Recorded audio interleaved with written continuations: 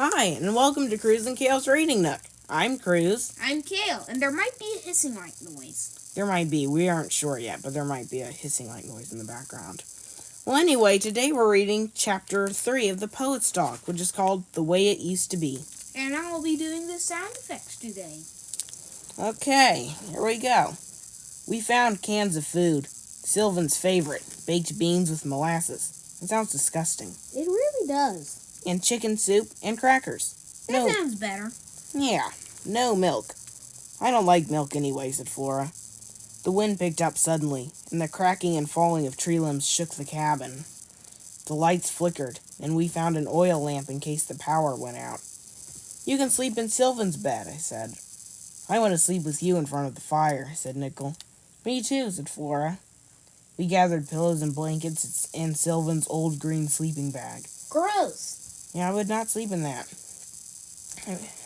The wind grew stronger. A large thump of a big tree limb fell outside. Boom!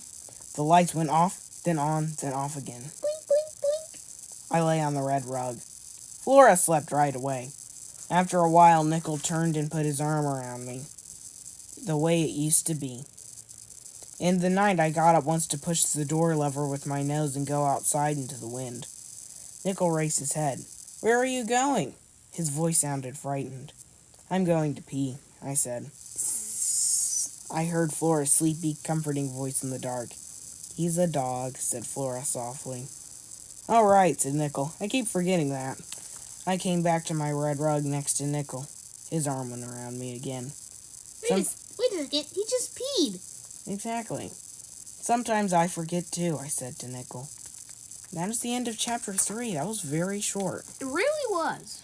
Well, see you next time. Bye. Bye. Hi, and welcome to Cruz and Kale's Reading Nook. I'm Cruz. I'm Kale. And today we'll be reading Chapter 4 of The Poet's Dog, which is called Gray Cat Gone Away. It sounds good. It does. Oh, and by the way, I'll be doing the sound effects this chapter, and the chapter after that, and the chapter after that. So here we go. In the morning, the wind still howled.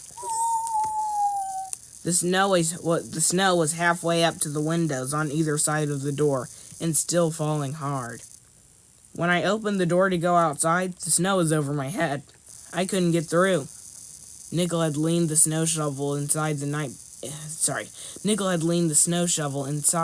before, and he shoveled a path through the drifts for me. I leaped through the snow. Back inside, I shook the snow off on the rug by the door. Thank you, Nickel, I said. His hair was plastered to his head.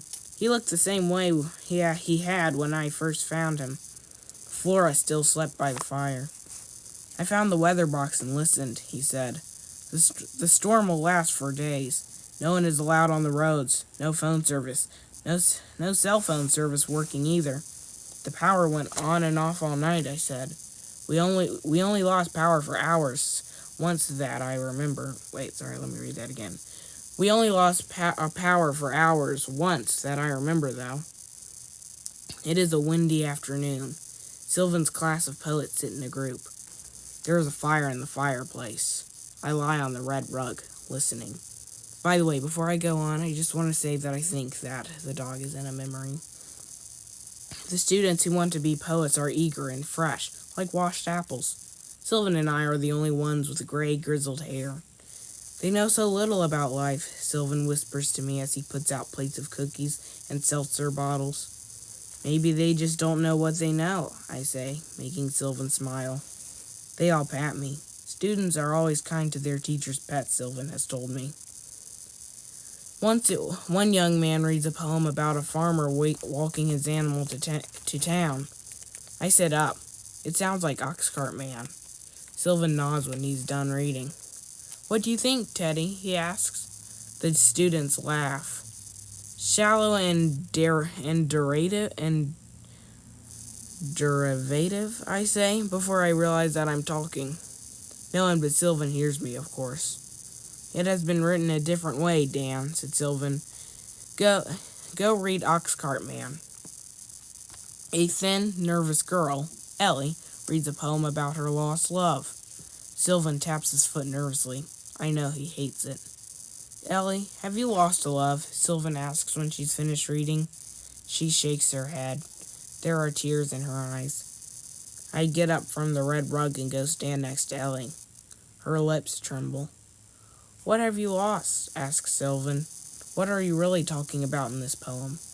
I lean against Ellie, and she puts her arm around me. My cat, she whispers. She is crying full out now. I glare at Sylvan. I curl my lip at him. He looks at me, and his face softens. Ellie, says Sylvan softly, write about your cat, dear girl.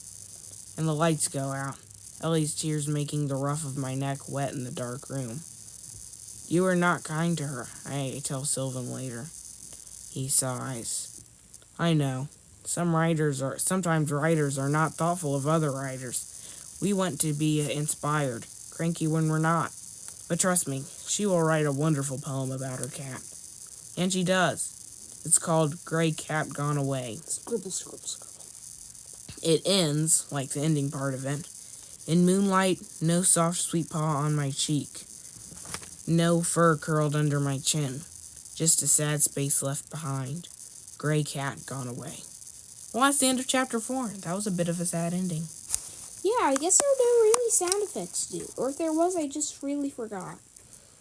Yeah, well, tomorrow we'll be reading chapter 5, which is called Full of Sorrow, Full of Joy. See you next time. Bye!